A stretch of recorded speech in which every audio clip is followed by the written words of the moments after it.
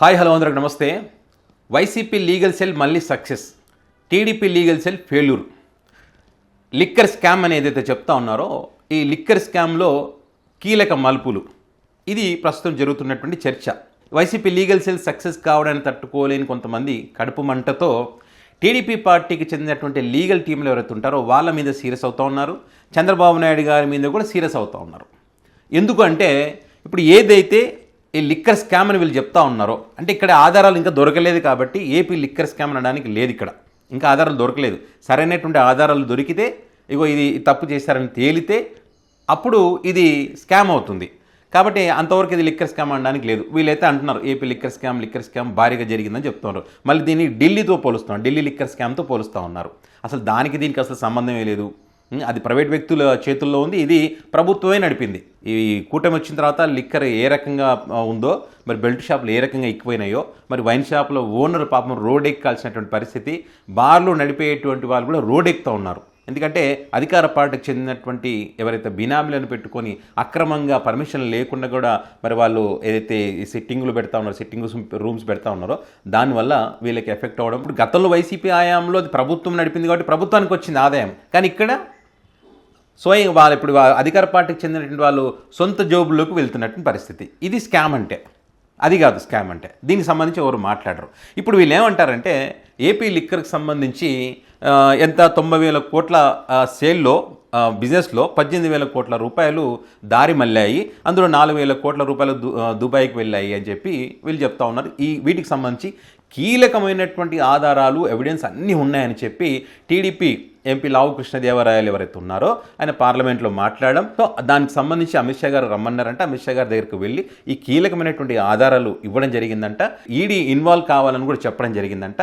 మరి ఆయన కూడా ఓకే అని అన్నారని ఎవరు చెప్పారు? ఇది కేంద్ర హోంశాఖ చెప్పలేదు, అమిత్ షా గారు వచ్చి బయటకు చెప్పలేదు. కీలక ఆధారాలు వీటికి సంబంధించి వీళ్ళకి అనుకూలంగా ఉండేటువంటి మీడియాలో చెప్తా ఉన్నారు. దానికి పక్కా ఆధారాలు చూపిస్తే అది నిజం అనుకోవచ్చు. వీళ్ళు చెప్తున్నారు ప్రస్తుతానికి. సో చూద్దాం రాను రోజులు ఏం జరుగుతుందో చూద్దాం. అయితే మరి ఈ జరిగింది కాబట్టి లోతైనటువంటి విచారణ జరగాల్సినటువంటి అవసరం ఉంది. ఇందులో కసిరెడ్డి రాజశేఖర రెడ్డి, పెద్దిరెడ్డి మిథున్ రెడ్డిని వీళ్ళిద్దరిని అరెస్ట్ చేస్తే మరి అనేక విషయాలు బయటకు వస్తాయనేటువంటిది వీళ్ళు గట్టిగా చెప్తున్నటువంటి మాట. ఈ క్రమంలో మిథున్ రెడ్డి గారు హైకోర్టుకు వెళ్ళి తన పైన ఎలాంటి చర్యలు తీసుకోవద్దని చెప్పి ముందస్తు బెయిల్కి వెళ్ళడం జరిగింది. హైకోర్టు అయితే ప్రస్తుతానికి ఈయన మీద ఎలాంటి ముందస్తు చర్యలు తీసుకోవద్దని చెప్పి హైకోర్టు చెప్పినటువంటి క్రమంలో వీళ్ళ కడుపు మంట. ఏ రకంగా మిథున్ రెడ్డికి మరి అలాంటి తీర్పు ఇస్తారు? ముందస్తు చర్యలు తీసుకోవద్దని ఎట్లా చెప్తారు? ఇప్పుడు ముందస్తు చర్యలు తీసుకోవద్దు అంటారు, రేపు బెయిల్ కూడా ఇస్తారు. మరి బెయిల్ ఇచ్చినటువంటి క్రమంలో ఆయన బయటే ఉంటాడు. బయట ఉన్నప్పుడు ఏమవుతుంది? సాక్షులను ప్రభావితం చేస్తాడు. సాక్షులను ప్రభావితం చేసి ఆ సాక్ష్యాలను తారుమారు చేస్తే ఈ కేసు ముందుకు సాగదు.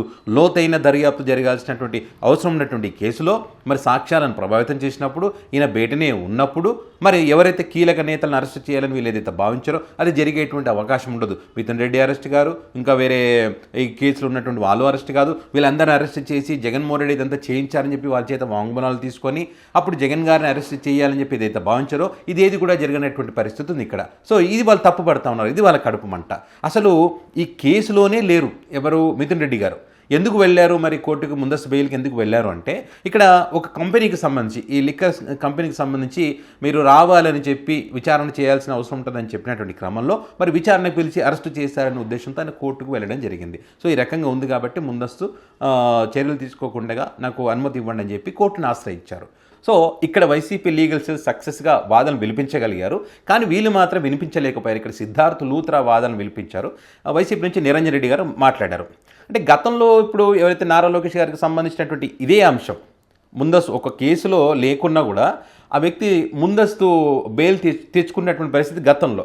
అప్పుడు సిద్ధార్థ లూత్రా గారు ఒప్పుకున్నారు కరెక్టే కదా అని. ఇప్పుడు నిరంజన్ రెడ్డి గారు వాదించేదానికి ఇది తప్పు అంటారు ఈయన. ఎందుకంటే అప్పుడు వాళ్ళకి అనుకూలంగా అవసరం ఉంది కాబట్టి అట్లా, ఇప్పుడు వాళ్ళ మనిషి కాదు కాబట్టి ఇట్లా అనమాట. ఏదేమైనా నిరంజన్ రెడ్డి గారు గతంలో ఉన్నటువంటి కేసులకు సంబంధించి అక్కడ ప్రస్తావించడం, న్యాయస్థానం కూడా వాటితో ఏకీభవించి మరి వీళ్ళకి అనుకూలంగానే మరి ఎలాంటి చర్యలు తీసుకోవద్దని చెప్పడం జరిగింది. అంటే ఇక్కడ చూడు ఈ రకంగా చెప్తే ఈ న్యాయ వ్యవస్థలే తప్పు, ఎందుకంటే వాళ్ళకి అనుకూలంగా రాలేదు కాబట్టి. ఈ అడ్వకేట్లది తప్పు, ఈ న్యాయమూర్తులది తప్పు, ఈ వ్యవస్థలే సరిగా లేవు. వీళ్ళకు ఉన్నటువంటి ఎవరైతే అడ్వకేట్స్ ఉన్నారో సిద్ధార్థ లూత్రా కరెక్ట్ అయిన వాదనలు వినిపించడం లేదు. అదేవిధంగా వీళ్ళకు ఉన్నటువంటి అడ్వకేట్ జనరల్ ఎవరైతే ఉన్నారో దమ్మలపాటి శ్రీనివాస్, ఆయన మీద అనేక ఆరోపణలు వచ్చాయని చెప్తున్నారు వీళ్ళే. ఈయన సరైనటువంటి వాదనలు వినిపించడం లేదు.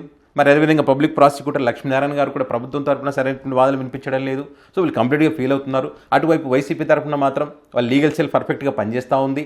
ఏదైతే పొన్నవల్లి సుధాకర్ రెడ్డి గారు కానివ్వండి, ఏదైతే నిరంజన్ రెడ్డి గారు కానివ్వండి, రాజ్యసభ ఎంపీగా ఉన్నారు కదా ఆయన వైసీపీ తరఫు నుంచి, ఈయన ఇట్లా వీళ్ళు సక్సెస్ఫుల్గా వాళ్ళు వాదనలు వినిపించి మరి వాళ్ళు ముందస్తు బెయిల్ తీసుకురావడం కానీ, అరెస్ట్ అనేటువంటి వారిని బయటికి తీసుకురావడం కానీ వీళ్ళు చేస్తూ ఉన్నారు.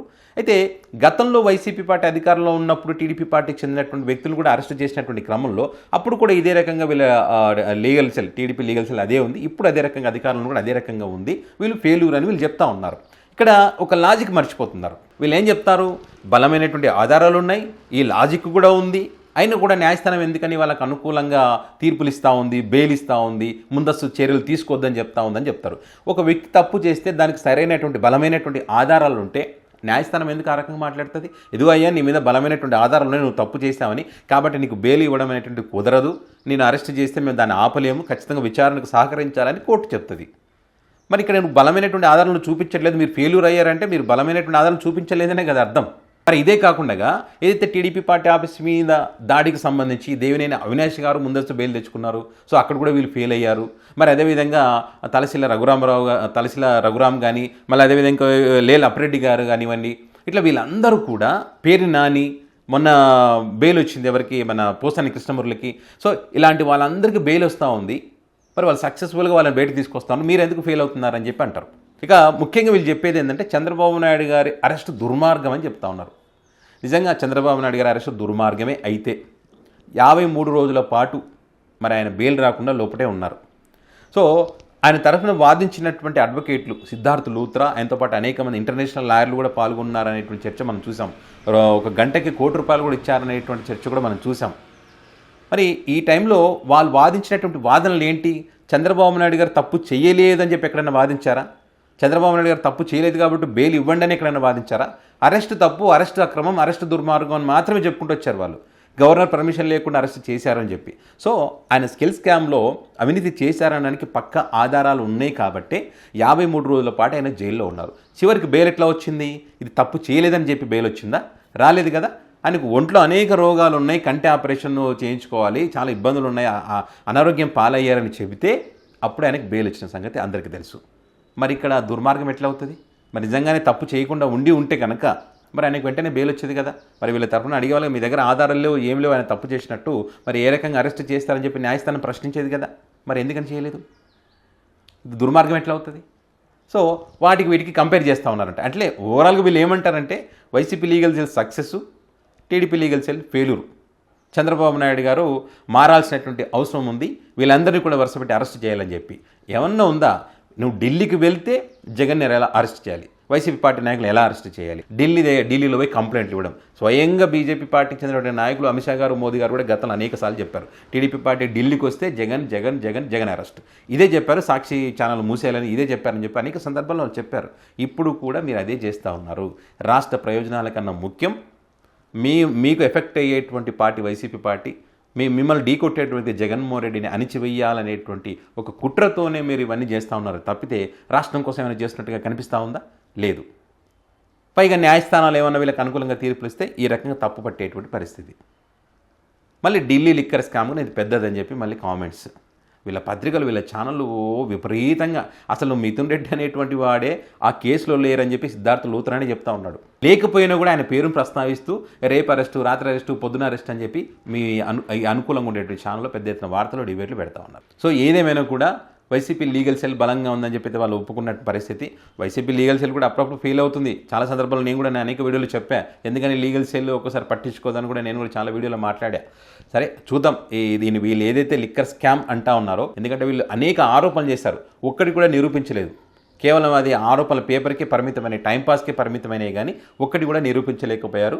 ఇది కూడా అంతే అనేటువంటిది నా యొక్క అభిప్రాయం. నిజంగానే దీనికి సంబంధించి ఏమన్నా వీళ్ళు లోతుగా విచారణ చేసి మరి నిజాలు ఏమైనా బయట పెడితే అప్పుడు చూద్దాం, అప్పుడు లిక్కర్ స్కామ్ అవుతుంది. అంతవరకు ఇది కాదు. సో దీనికి సంబంధించి మీ అభిప్రాయాన్ని కామెంట్ రూపంలో పెట్టండి.